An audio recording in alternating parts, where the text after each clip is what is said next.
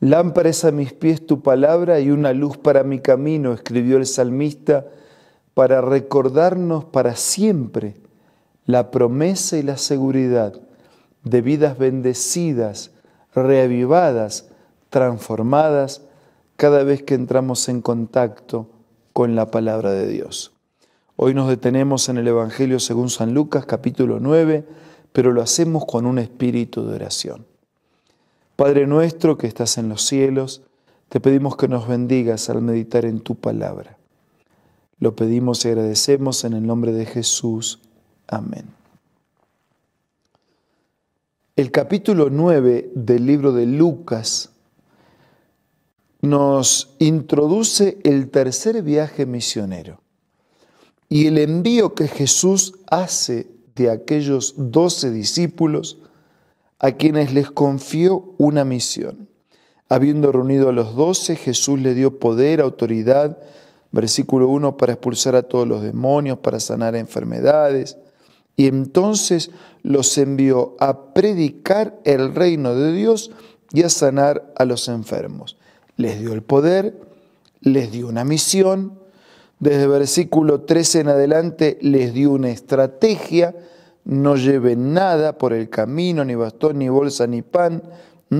Vivan de la solidaridad de la gente, no vivan por las cosas, vivan para la gente. Y también les dijo cuál sería el resultado. Y así que partieron, versículo 6, y fueron por todas partes del pueblo, en pueblo, predicando el evangelio y sanando a la gente.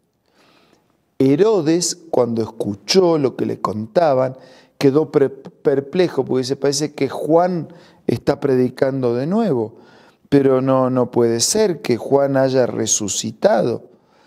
Otros decían que se había aparecido Elías o que había resucitado alguno de los antiguos profetas.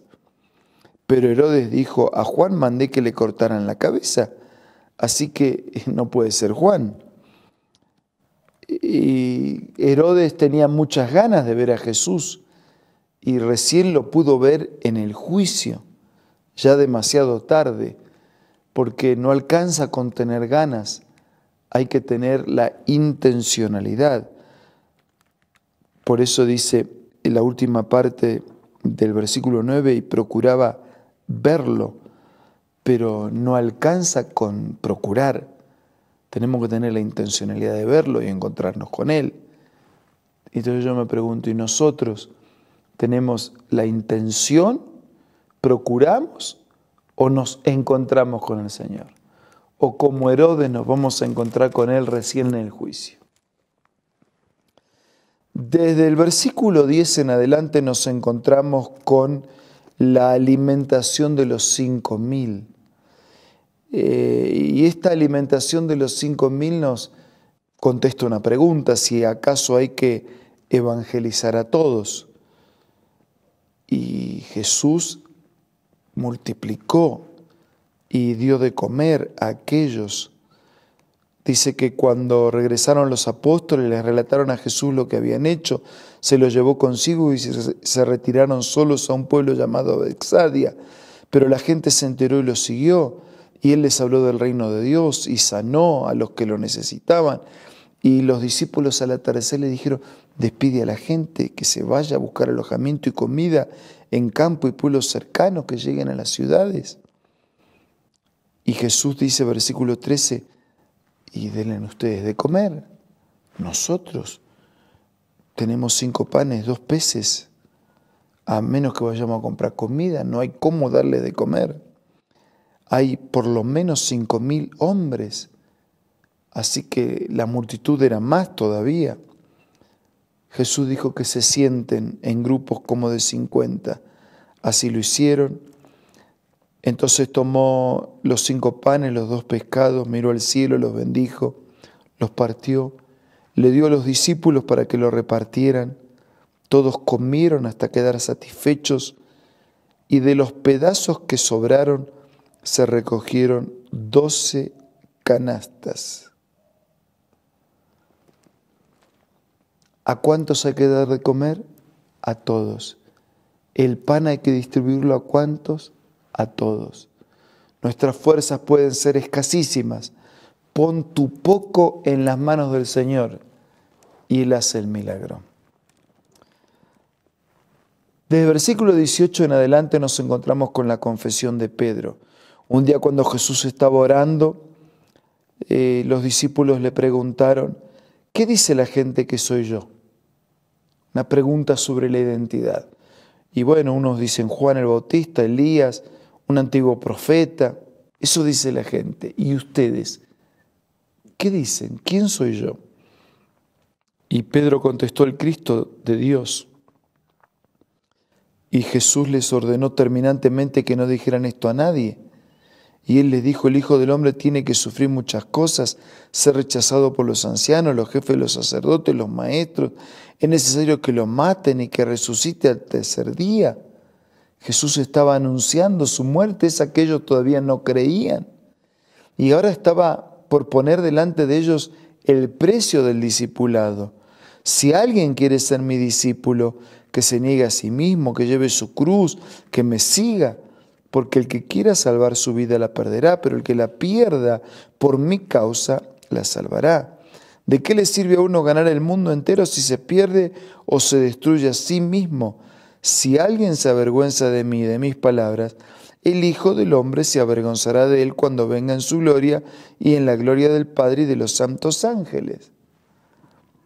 Además les aseguro que algunos de los que aquí presentes no sufrirán la muerte sin antes haber visto el reino de Dios.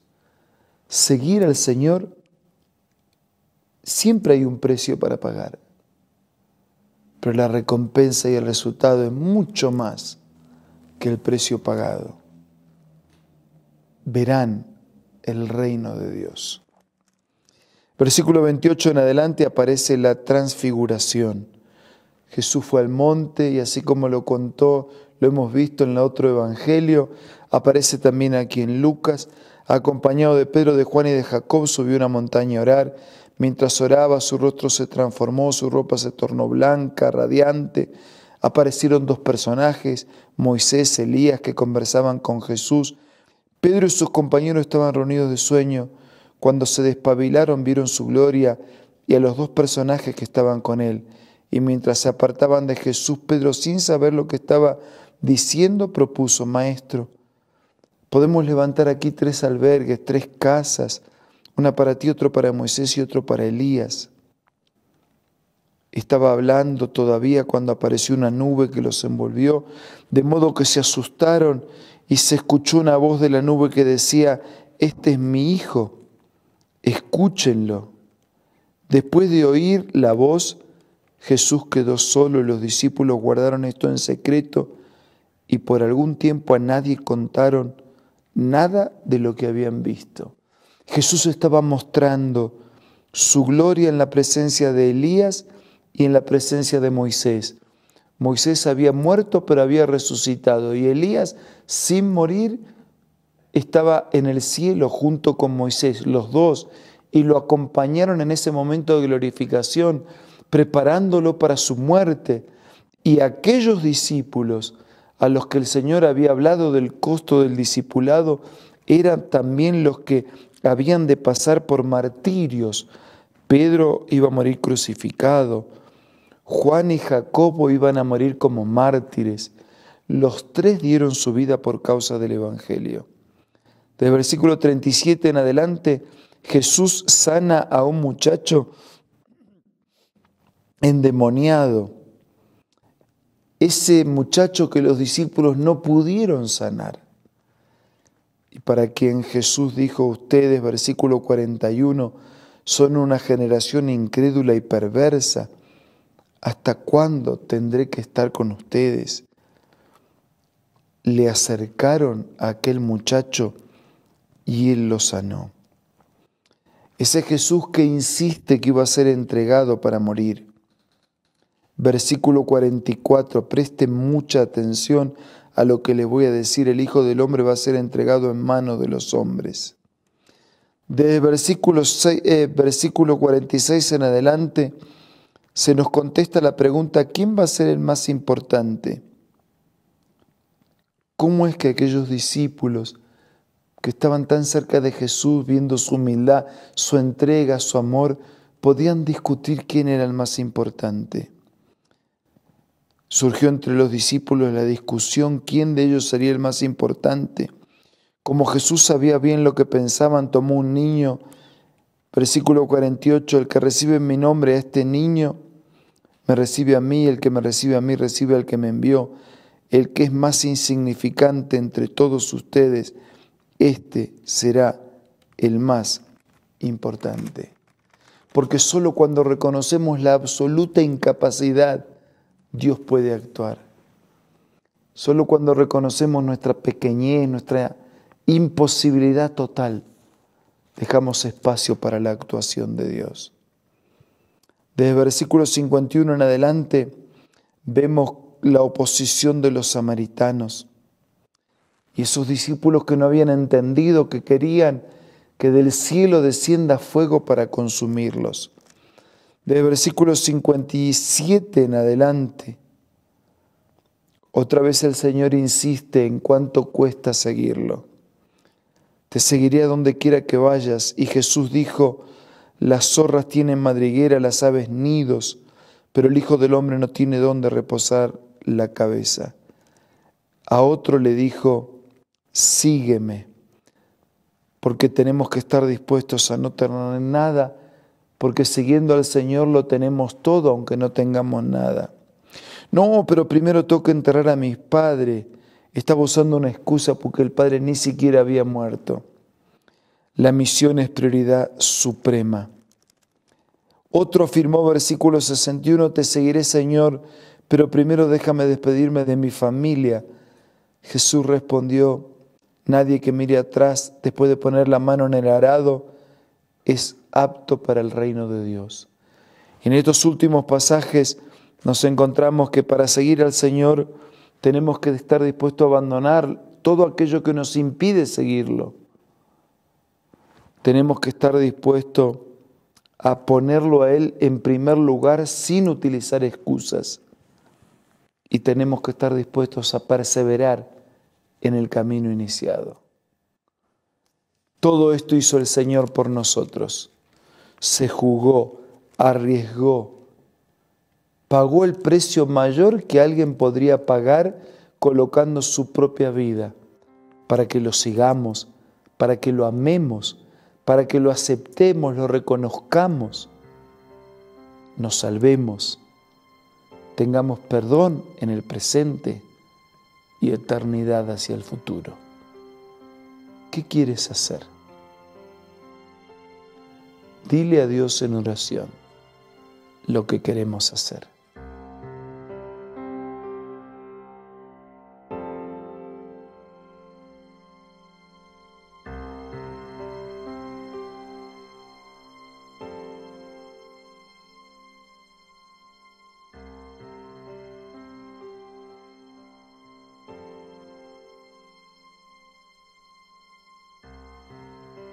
Señor, estamos tan impresionados por tu amor y por el costo del sacrificio de seguir dando tu vida, tu enseñanza, tu persona. Bendícenos y bendice a todos nuestros amigos. Te lo pido y te lo agradezco todo en el nombre de Jesús. Amén. Muchas gracias por su compañía de hoy. Nos reencontramos mañana para seguir siendo reavivados por la palabra del Señor.